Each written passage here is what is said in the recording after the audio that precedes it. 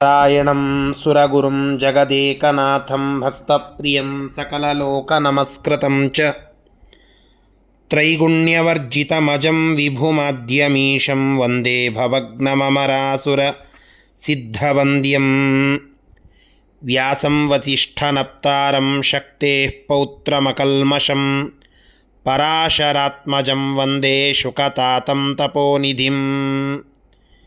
ಶ್ರೀ ಗುರುಭ್ಯೋ ನಮಃ. ಹರಿ ಓಂ. ವಿಷ್ಣು ಸಹಸ್ರನಾಮ ಸ್ತೋತ್ರದ 96ನೆಯ ಶ್ಲೋಕದ ಚಿಂತನೆಯನ್ನು ಇವತ್ತು ಮಾಡೋಣ. ಸನಾತ್ ಸನಾತನತಮಃ ಕಪಿಲಃ ಕಪಿರವ್ಯಯಃ ಸ್ವಸ್ತಿದ ಸ್ವಸ್ತಿ ಕೃತ್ಸ್ವಸ್ತಿ ಸ್ವಸ್ತಿ ಭುಕ್ ಸ್ವಸ್ತಿ ದಕ್ಷಿಣಃ.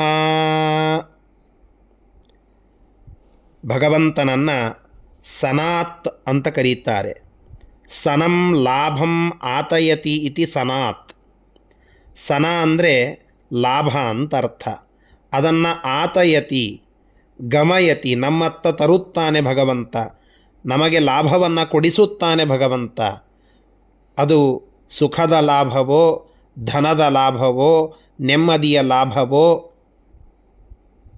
ಮದುವೆಯ ಲಾಭವೋ, ಮಕ್ಕಳ ಲಾಭವೋ, ನಮಗೆ ಹಿತವಾಗುವುದು ಎಲ್ಲವೂ ಲಾಭ. ಅದನ್ನು ಸನ ಅಂತ ಕರೀತದೆ. ಆ ಸನಂ ಅಂದರೆ ಆ ಲಾಭವನ್ನು ಆತಯತಿ ನಮಗೆ ತಂದುಕೊಡುವುದು ಭಗವಂತ. ಹೀಗಾಗಿ ಭಗವಂತನನ್ನು ಸನಾತ್ ಅಂತ ಕರೀತಾರೆ. ಸನಾತನ ತಮಃ. ಸನಾತನ ಅಂದರೆ ತುಂಬ ಹಳೆಯದಾದದ್ದು ಅಂತ, ಪುರಾತನವಾದದ್ದು, ಎಲ್ಲರಿಗಿಂತ ಮೊದಲಿಗಿರುವಂತಹದ್ದು. ಅತಿಶಯೇನ ಸನಾತನಃ ಸನಾತನ ತಮಃ. ಬಹಳ ಅನಾದಿ ಕಾಲದಿಂದ ಇರುವವರು ಯಾರು? ನೀವು ಒಬ್ಬೊಬ್ಬರ ಹೆಸರನ್ನು ಹೇಳುತ್ತಾ ಹೋದರೆ ಅವರಿಗಿಂತ ಹಿಂದೆ ಒಬ್ಬನಿದ್ದಾನೆ. ಹಾಗೆ ಅದರ ಸೀಮೆ ಮುಟ್ಟುವುದು ಅತೀ ಕೊನೆಯಲ್ಲಿ.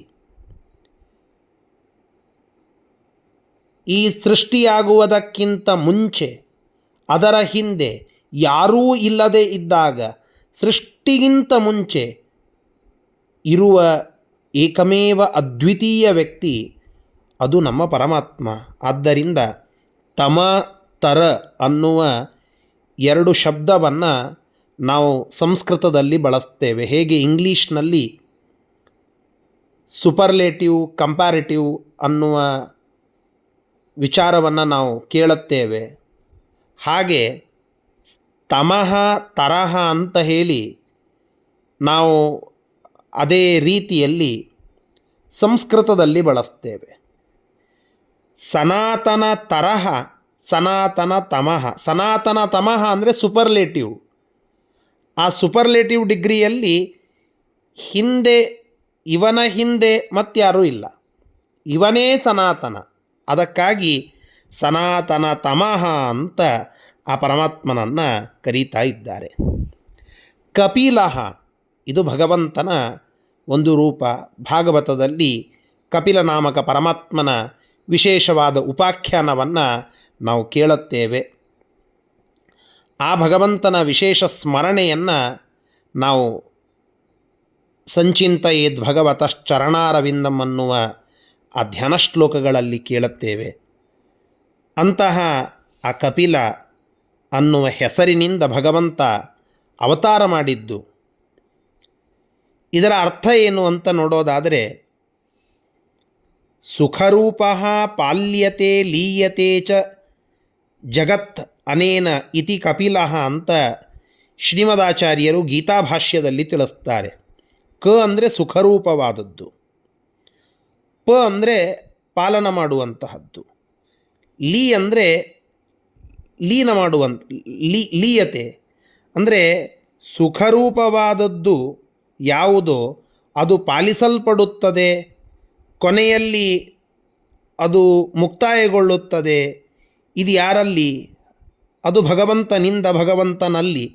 ಆದ್ದರಿಂದ ಆ ಭಗವಂತನನ್ನು ಕಪಿಲ, ಸುಖರೂಪವಾದದ್ದೆಲ್ಲದಕ್ಕೂ ಆಶ್ರಯ ಪರಮಾತ್ಮ ಅನ್ನುವುದಕ್ಕಾಗಿ ಕಪಿಲಃ ಅಂತ. ಇನ್ನೊಂದರ್ಥ ಕಪಿಂ, ಕಪಿ ಅಂದರೆ ಹನುಮಂತ ದೇವರು. ಆ ಹನುಮಂತ ದೇವರನ್ನು ಲಾತಿ, ಅವರನ್ನು ಲಾಲನ ಮಾಡುತ್ತಾನೆ. ಆ ಹನುಮಂತ ದೇವರು ವಾಯುದೇವರು, ಆ ವಾಯುದೇವರು ಭಗವಂತನ ಮಗ. ಹೀಗಾಗಿ ಭಗವಂತ ವಾಯುದೇವರ ಮೇಲೆ ವಿಶೇಷವಾದ ಪ್ರೀತಿಯನ್ನು ತೋರಿಸ್ತಾನೆ. ಆದ್ದರಿಂದ ಕಪಿಯನ್ನು ಲಾಲನ ಮಾಡುವ ಭಗವಂತ ಕಪಿಲಾಹ ಅಂತ ಅನ್ನಿಸಿಕೊಳ್ಳುತ್ತಾನೆ.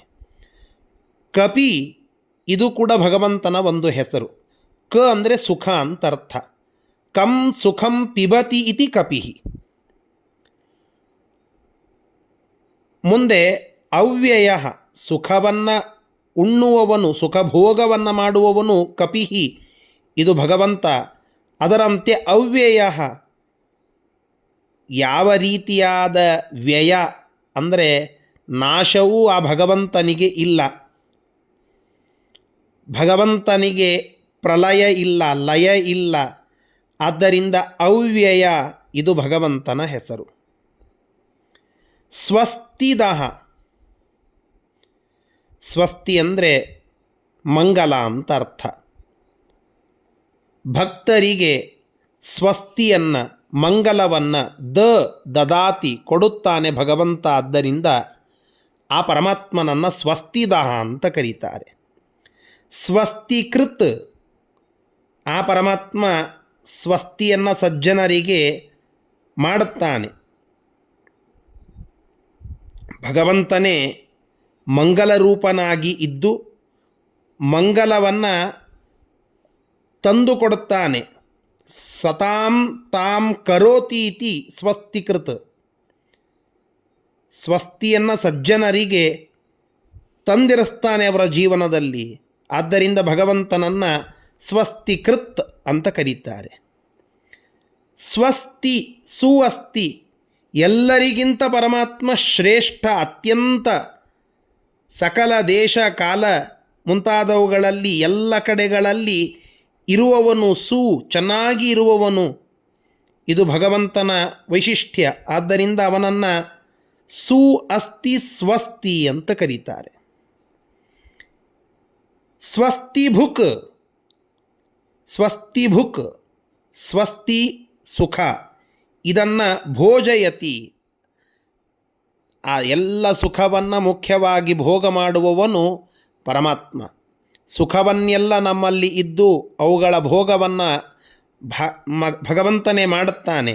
ಆದ್ದರಿಂದ ಸ್ವಸ್ತಿಭುಕ್ ಅನ್ನೋದು ಭಗವಂತನ ಹೆಸರು. ಕೊನೆಯಲ್ಲಿ ಸ್ವಸ್ತಿ ದಕ್ಷಿಣಃ,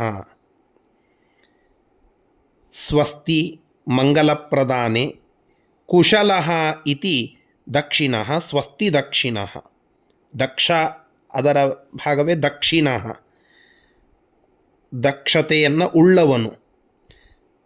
ಸ್ವಸ್ತಿ ಅಂದರೆ ಮಂಗಲ, ಮಂಗಲವನ್ನು ಕೊಡುವುದರಲ್ಲಿ, ನಮಗೆ ಮಾಂಗಲ್ಯವನ್ನು ಅಂದರೆ ಯಾವ ತರಹದ ದುಃಖಗಳು ಇಲ್ಲದಂತೆ ಕಲ್ಯಾಣವನ್ನು ನೀಡುವುದರಲ್ಲಿ ದಕ್ಷನಾದಂಥವನು, ಕುಶಲನಾದಂಥವನು ಆ ಪರಮಾತ್ಮ. ಆದ್ದರಿಂದ ಸ್ವಸ್ತಿ ದಕ್ಷಿಣಃ. ದಕ್ಷಿಣ ಭಾಗದಲ್ಲಿ ಇರುವ ದಕ್ಷಿಣ, ಇದು ರಮಾದೇವಿಯ ಹೆಸರು. ಅವಳಿಗೂ ಸ್ವಸ್ತಿ, ಅವಳಿಗೂ ಮಂಗಲವನ್ನು ತಂದುಕೊಡುವವನು. ಶ್ರೀಹಿ ಯತ್ ಕಟಾಕ್ಷ ಬಲವತಿ, ಅವಳಿಗೆ ಆ ಮಂಗಲತೆಯ ಭಾಗ್ಯವನ್ನು ಕೊಡುವವನು ಪರಮಾತ್ಮ. ಆದ್ದರಿಂದ ಸ್ವಸ್ತಿ ದಕ್ಷಿಣಃ ಅಂತ ಕರೀತಾರೆ. ಹೀಗೆ ಈ ಎಲ್ಲ ಹೆಸರುಗಳಿಂದ ಸ್ತುತ್ಯನಾಗುವ ಭಗವಂತ ನಮ್ಮನ್ನು ರಕ್ಷಣೆ ಮಾಡಲಿ ಅಂತ ಪ್ರಾರ್ಥನೆಯನ್ನು ಮಾಡೋಣ. ಶ್ರೀಕೃಷ್ಣಾರ್ಪಣಮಸ್ತು. ಹರಯೇ ನಮಃ.